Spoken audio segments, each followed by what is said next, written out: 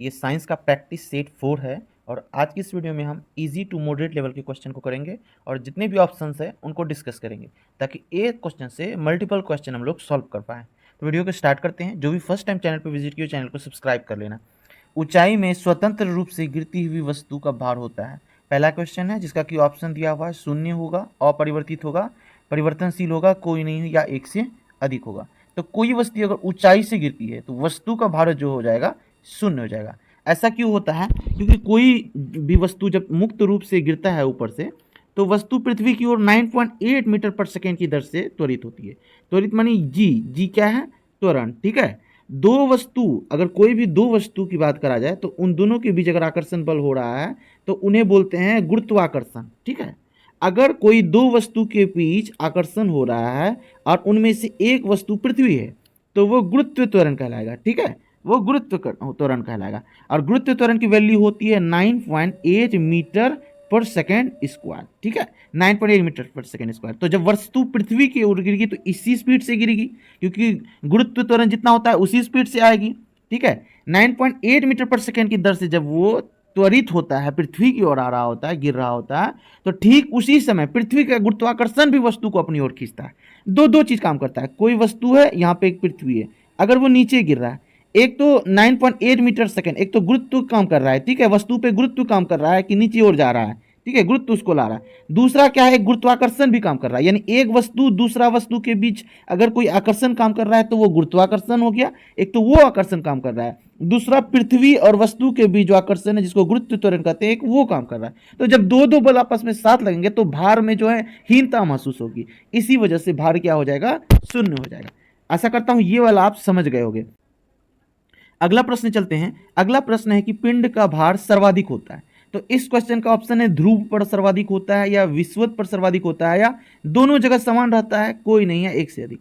तो इस क्वेश्चन का आंसर देने के लिए सबसे पहले जानना पड़ेगा आपको गुरुत्व त्वरण के बारे में। ठीक है, गुरुत्व त्वरण के जो होती है, जो पृथ्वी है उसके ध्रुव पे जी का मान सबसे अधिक होता है और ये है विषुवत। ठीक है, दोनों तरफ ध्रुव है, दोनों तरफ जी का मान जो होती है अधिक होती है। जी का मान ध्रुव पे नहीं बदलेगा चाहे किसी भी तरह की कंडीशन हो। कंडीशन जैसे कि पृथ्वी तेज हो गई, पृथ्वी धीमी हो गई। ठीक है, एक अनुमानित है वैज्ञानिक द्वारा। अगर ऐसा होगा तो कंडीशन ये होगी कि जी का मान ध्रुव पर नहीं बदलेगा। क्यों? क्योंकि जी पर जो पृथ्वी के जो ध्रुव होते हैं उस पर जी की मान यानी गुरुत्व त्वरण अधिक होती है। तो जहां पे गुरुत्व अधिक होगी वहां पे वस्तु का भार अधिक होगा। तो कहां अधिक होगा? ध्रुव पर। विषुवत पर क्या होगा? कम होगा। हाँ, ये बात और ध्यान दीजिएगा, अगर आप विषुवत रेखा से ध्रुव की ओर बढ़ना स्टार्ट करते हैं तो आपके जी के मान में क्या होगी? वृद्धि होगी। अगर आप केंद्र से, ध्रुव से अगर आप विषुवत रेखा की ओर बढ़ते हैं तो आपके जी के मान में कमी होगी क्योंकि यहाँ पे तो अधिक है। अधिक से नीचे की ओर आइएगा तो कम होगा, कम से ध्रुव की ओर जाइएगा तो अधिक होगा। ये बात आप ध्यान दीजिएगा। ठीक है, अब चलते हैं अगले प्रश्न की ओर। अगला प्रश्न है कि किसी वस्तु द्वारा किया गया कार्य होता है। तो किसी वस्तु द्वारा किया गया कार्य होगा, क्या होगा? धनात्मक होगा या ऋणात्मक होगा या शून्य होगा। तो कोई वस्तु अगर कार्य करती है ना तो वो धनात्मक भी हो सकती है, वो ऋणात्मक भी हो सकती है और वो शून्य भी हो सकती है। ठीक है, तो इसका राइट आंसर हो जाएगा एक से अधिक। ये हो जाएगा आपका राइट आंसर। कोई वस्तु कार्य करता है तो वो धनात्मक भी हो सकता है, अगर कार्य हुआ तो धनात्मक, अगर कार्य नहीं हुआ तो ऋणात्मक, कार्य नहीं हुआ तो शून्य। और वो एक, अगर मान लीजिए घर्षण बल जो कार्य करता है वो ऋणात्मक होता है, इसीलिए क्योंकि घर्षण बल भी एक तरह का कार्य कर रहा है तो वो क्या हो जाएगा? आपका ऋणात्मक हो जाएगा। ठीक है, अब चलते हैं अगले प्रश्न की ओर। अब प्रश्न है कि चक्रण क्वांटम संख्या के कितने मान संभव हैं। तो ऑप्शन दिया हुआ है 1, 2, 4, कोई नहीं या एक से अधिक। अगर आप क्वांटम संख्या के बारे में पढ़ें तो इस क्वेश्चन का आंसर दे सकते हैं और हमने पिछले वाले भी वीडियो में क्वांटम संख्या के बारे में बताया था कि जो क्वांटम संख्या होते हैं वो 4 टाइप के होते हैं। उसमें जो चौथा वाला क्वांटम संख्या होता है वो होता है स्पिन क्वांटम यानी चक्रण क्वांटम। ठीक है, स्पिन क्वांटम। स्पिन क्वांटम में बताता है जो इलेक्ट्रॉन कक्षा में भरते हैं, ठीक है, वो इस प्रकार जो इलेक्ट्रॉन भरते हैं, ठीक है, क्लॉकवाइज एंटी क्लॉकवाइज जो कक्षा में भरते हैं उसकी स्थिति को बताता है। ठीक है, अगर क्लॉक इस प्रकार जा रहा है, ठीक है, इस प्रकार भर रहा है तो पॉजिटिव में होगा स्पिन क्वांटम नंबर यानी +12। अगर वो एंटी क्लॉकवाइज आ रहा है तो माइनस में होगा -12। ठीक है, तो कितने संभव है? +12 एंड -12। ये दो तरह के स्पिन क्वांटम नंबर यानी चक्रण क्वांटम संख्या का मान संभव है। तो इस क्वेश्चन का राइट आंसर हो जाएगा 2। बढ़ते हैं अगले प्रश्न की ओर।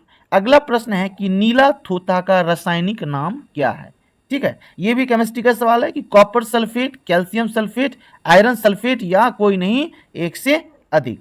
तो नीला थोथा का हो जाएगा आपका राइट आंसर कॉपर सल्फेट यानी CuSO4। ठीक है, ये हो जाएगा आपका राइट आंसर। कॉपर सल्फेट को ही नीला थोथा कहते हैं। दूसरा ऑप्शन क्या दे रखा है, कैल्शियम सल्फेट। कैल्शियम सल्फेट यानी CaSO4। कैल्शियम सल्फेट का उपयोग बेसिकली प्लास्टर ऑफ पेरिस बनाने में किया जाता है। प्लास्टर ऑफ पेरिस यानी CaSO4 half H2O, plaster of Paris बनाने में इसका उपयोग किया जाता है। आयरन सल्फेट, आयरन सल्फेट क्या होगा, FeSO4। आयरन सल्फेट का उपयोग एनीमिया के इलाज में किया जाता है। ठीक है, एनीमिया के इलाज में इसका उपयोग किया जाता है। अब चलते हैं अगले प्रश्न की ओर। अगला प्रश्न है वह अधात्विक तत्व जो विद्युत का सुचालक है। तो इस क्वेश्चन का ऑप्शन है ग्रेफाइट, क्लोरीन, ब्रोमीन, कोई नहीं या एक से अधिक। तो आपको बताना है कि सुचालक कौन सा है। ठीक है, और दूसरी बात यह भी ध्यान देनी है कि वो अधात्विक होनी चाहिए, वो यानी वो धातु नहीं, वो अधातु होना चाहिए। तो हमने अधातु के बारे में ये बताया था, गुण के बारे में, कि जो अधातु होते हैं उसके गुण क्या होते हैं कि वो विद्युत के कुचालक होते हैं। ठीक है, वो विद्युत के कुचालक होते हैं, बट यहां तो सुचालक की बात करी जा रही है। तो अधात्विक गुण जो विद्युत के कुचालक होते हैं उसके एक एक्सेप्शन होते हैं। ठीक है, एक अपवाद होते हैं। ठीक है, अपवाद क्या है, तो अपवाद है आपका ग्रेफाइट। ठीक है, जो ग्रेफाइट जो कि आपको पेंसिल में दिख जाएगा, आपको बैटरी में दिख जाएगा ग्रेफाइट। ग्रेफाइट जो होते हैं ये एक अधातु है, अधातु होते हुए भी ये विद्युत का सुचालक है, तो इस बात को ध्यान दीजिएगा। ब्रोमीन जो होते हैं वो कमरे की ताप पे द्रव अवस्था में होते हैं। ठीक है, क्लोरीन जो है ये हेलोजन फैमिली के सदस्य हैं। ठीक है, हेलोजन फैमिली में कौन कौन आते हैं, फ्लोरीन, क्लोरीन, ब्रोमीन, आयोडीन। ठीक है, ये सभी आते हैं आपके हेलोजन फैमिली में। चलते हैं अगले प्रश्न की ओर। अगला प्रश्न है कि सेल्यूलोज एक डैश डैश है। बायोलॉजी का प्रश्न आ गया आप, तो आपको इसका आंसर देना है। ऑप्शन है आपका मोनोसैकेराइड, पॉलीसैकेराइड, डाइसैकेराइड, कोई नहीं या एक से अधिक। तो सेलुलोज के बारे में अगर आप जानते होंगे कि सेलुलोज से जो होते हैं कि सेल वाल बना होता है, जो सेल वाल होते हैं वो सेलुलोज का बना होता है। ठीक है, जितने भी पादप जगत हैं, जो कोशिकाएं होती है उनमें सेल वाल पाया जाता है, और वो सेल वाल किसका बना होता है, सेलुलोज का बना होता है। जो सेलुलोज होते हैं वो पॉलीसैकेराइड होते हैं। हमने डिस्कशन में भी ये बताया था कि जो सेलुलोज होते हैं यानी सेल्यूलोज और ग्लाइकोजेन ये दोनों ही पॉलीसैकेराइड होते हैं। और सिंगल सिंगल वाले जैसे कि ग्लूकोज हो गया आपका, फ्रुक्टोज हो गया, ये सभी क्या हो जाएंगे आपके मोनोसैकेराइड हो जाएंगे। ठीक है, और डाइसैकेराइड में क्या क्या आते हैं, जो टूट के दो बार में, जैसे कि सुक्रोज टूट के क्या बनाते हैं, ग्लूकोज फ्रुक्टोज। ठीक है, लैक्टोज टूट जाते हैं, ग्लूकोज प्लस गैलेक्टोज। तो इस प्रकार जब कोई चीज टूट के इस प्रकार दो दो बनाते हैं तो उसी को डाइसैकेराइड कहते हैं। तो डाई का मतलब ये ट्रिक ध्यान में रखिएगा, तो डाइसैकेराइड में यही आ जाएंगे सुक्रोज, लैक्टोज। ठीक है, चलते हैं अगले प्रश्न की ओर। तो अगला प्रश्न देखते हैं कि नाइट्रोजन का स्थिरीकरण करता है, कौन करता है, नील हरित शैवाल, लाल शैवाल, गोल्डन शैवाल या कोई नहीं।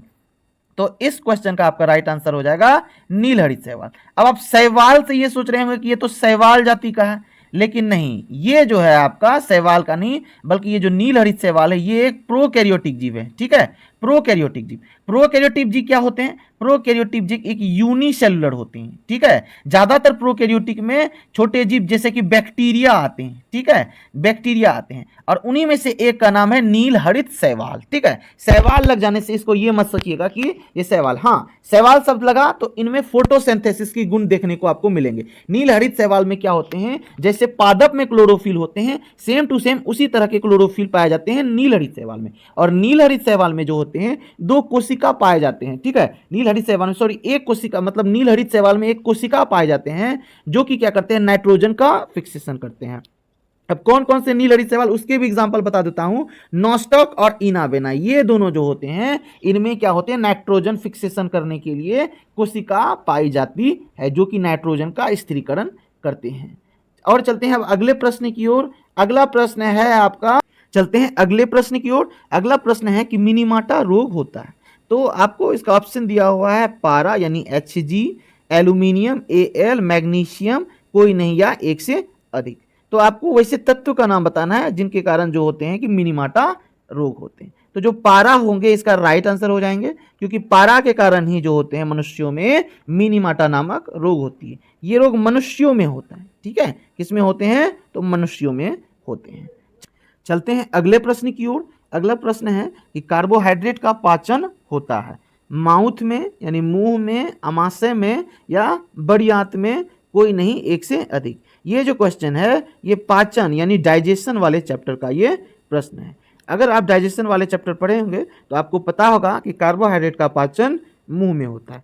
माउथ में 3 जोड़ी लार ग्रंथि होती है, parotid gland, submandibular gland, sublingual gland. इन्हीं लार ग्रंथियों में से लार एमाइलेज नाम के एंजाइम निकलते हैं। लार एमाइलेज या सेलेवरी एमाइलेज भी बोल सकते हैं। लार या सेलेवरी एमाइलेज नाम के एंजाइम निकलते हैं और वही एंजाइम क्या करते हैं, कार्बोहाइड्रेट को माल्टोज में बदल देते हैं, ठीक है, यानी कार्बोहाइड्रेट का आंशिक रूप से पाचन करते हैं हमारे माउथ में। तो वही सवाल था कि कार्बोहाइड्रेट का पाचन कहाँ होता है, तो हमारे मुंह में होता है। आमाशय की थोड़ी सी बात कर लेते हैं। आमाशय जो होते हैं हमारे ओसोफेगस के नीचे आमाशय स्टार्ट हो जाता है। आमाशय में क्या पाए जाते हैं, गैस्ट्रिक ग्लैंड, ठीक है, गैस्ट्रिक ग्लैंड पाए जाते हैं। इसी गैस्ट्रिक ग्लैंड से 3 तरह के गैस्ट्रिक जूस स्रावित होते हैं। कौन कौन से, एक तो HCl, ठीक है, क्या करते हैं, जो कि फूड को एसिडिक मीडियम बना देता है, यानी कुछ कुछ भोजन को पचाने के लिए एंजाइम को चाहिए होता है कि वो एसिडिक मीडियम हो यानी अम्ल माध्यम में हो, ठीक है, इसीलिए HCl क्या करते हैं, उसको अम्ल माध्यम में बदल देता है। और अम्ल में ये भी होता है कि फूड को और भी छोटे छोटे टुकड़ों में बदल देते हैं। एक अम्ल होते हैं, दूसरा होते हैं पेप्सिन, ठीक है, पेप्सिन नाम के एंजाइम होते हैं। पेप्सिन नाम के एंजाइम क्या होते हैं, जो भी फूड हम लोग लेते हैं उनमें जो प्रोटीन होते हैं उनका पाचन करते हैं ये पेप्सिन, ठीक है, प्रोटीन का पाचन कौन करते हैं, ये पेप्सिन करते हैं। तीसरा पाए जाते हैं म्यूकस, ठीक है, जो म्यूकस होते हैं ये क्या करते हैं, आमाशय जो, ये तो आप जान रहे हैं कि HCl एक स्ट्रॉन्ग एसिड है, तो HCl स्ट्रॉन्ग एसिड आमाशय को नुकसान पहुंचा सकते हैं। तो इसी वजह से नुकसान ना हो, जो म्यूकस होते हैं आमाशय के वाल को इस HCl से प्रोटेक्ट करते हैं यानी रक्षा करते हैं, ठीक है। इस प्रकार तब प्रोटीन का पाचन होता है, फिर फूड आगे जाता है और पूर्ण रूप से पाचन की बात करें तो छोटी आंत में होता है। यह क्वेश्चन भी याद रखिएगा। पूर्ण पाचन कहां होती है, तो हमारे स्मॉल इंटेस्टाइन में होता है। कहां होते हैं, स्मॉल इंटेस्टाइन में। बड़ी आंत में पाचन वाचन जैसी कोई क्रिया नहीं होती। बड़ी आंत में केवल क्या होते हैं, वाटर का एब्जॉर्प्शन होता है, ठीक है, वाटर का एब्जॉर्प्शन होता है, ठीक है। हाँ, बड़ी आंत में कुछ कुछ विटामिन स्टोर होते हैं, जैसे B12 वगैरह, ये के वगैरह, ये सभी स्टोर होते हैं बड़ी आंत में, ठीक है। और बड़ी आंत में ही कोलन में जाके जो भी वेस्ट मटेरियल है जमा होते हैं और गुहा के द्वारा यानी एनस के द्वारा बाहर निकल जाते हैं। तो आज का बस यही था 10 इजी टू मॉडरेट लेवल की क्वेश्चन। अगर आपको इस तरह की सीरीज अच्छी लग रही है तो आप वीडियो को लाइक और चैनल को सब्सक्राइब जरूर से कर लें, ताकि ये जो डेली सीरीज चल रही है साइंस की, इसे आप बना सको।